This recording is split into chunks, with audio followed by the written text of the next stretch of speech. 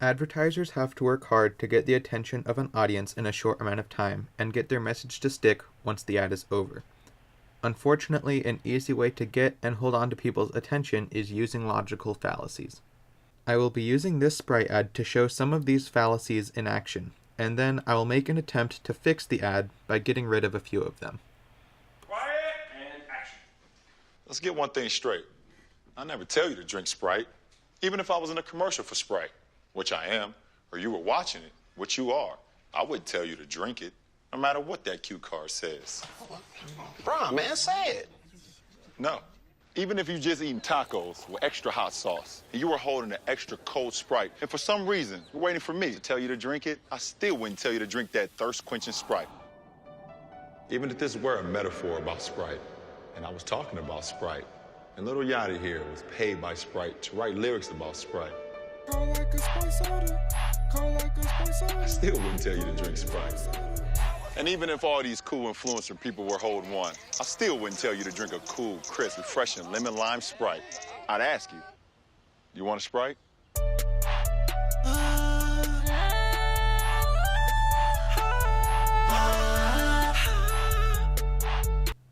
Right off the bat, we can see that they will be using an appeal to unqualified authority, as LeBron James plays basketball and is not necessarily an expert on soft drinks.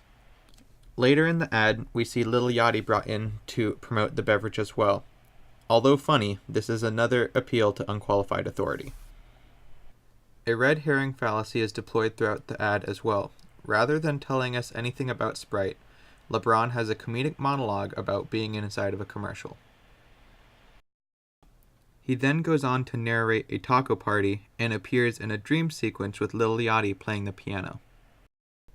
We also see a bandwagon fallacy in effect when we are shown, as LeBron puts it, these cool influencer people all hanging out and drinking Sprite. Finally, the premise of the ad is almost an equivocation fallacy in itself, with a play on words using ask versus tell. I still wouldn't tell you to drink a cool, crisp, refreshing lemon lime Sprite. I'd ask you, you want a Sprite? There is no difference between LeBron telling us to drink Sprite and him asking us to drink Sprite while he is appearing in a Sprite commercial. The implication is still the same. Now here are some ways we might remove some of the logical fallacies. Possibly swap out LeBron with a famous food critic. Support your argument with claims about Sprite. Show actual Sprite facilities. Leave out the line asking if you'd like a Sprite altogether. Let's get one thing straight. The most abundant ingredient in Sprite is carbonated water, and unlike most soda, there is no artificial color or flavoring. No matter what that cue card says. Bron, man, say it. I did. Even if you just eating tacos with extra hot sauce, and you were holding an extra cold Sprite, and for some reason, you're waiting for me to tell you to drink that thirst-quenching Sprite.